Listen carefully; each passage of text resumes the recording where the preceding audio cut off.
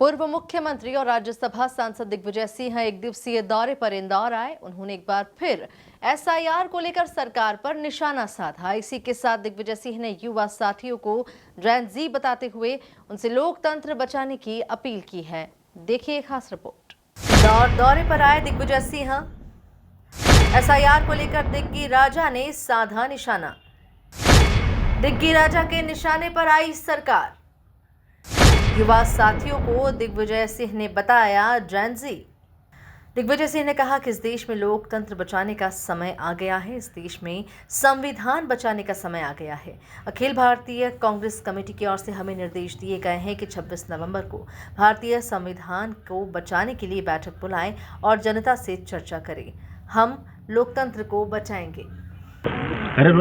देखिए, ऐसा है, नरेंद्र मोदी जी ने चुनाव आयोग को बचाने के लिए देश के 272 रिटायर्ड जज, रिटायर्ड आईएएस अफसर, रिटायर्ड आईपीएस अफसर, ऐसे लोगों के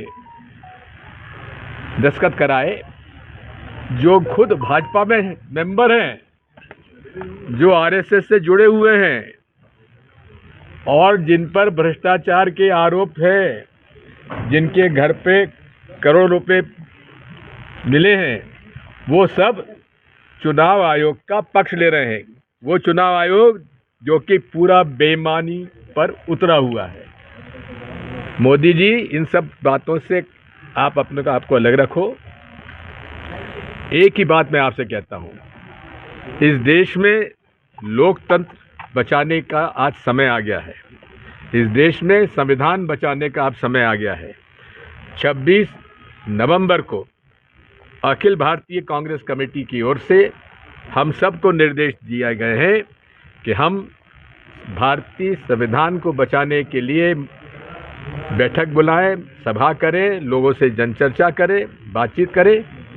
हम भारतीय संविधान को बचाएंगे, लोकतंत्र को बचाएंगे। और विशेषकर मेरे सभी युवा साथियों में, जेन ज़ी आजकल कहते हैं उसे, जितने छात्र हैं, जितने युवा हैं, जिनके सामने भविष्य है। हमारा तो हो गया, हमने तो लोकतंत्र खूब भोग लिया, लोकतंत्र में खूब हमको इज्जत भी मिली, वोटर को पूरा अधिकार मिला।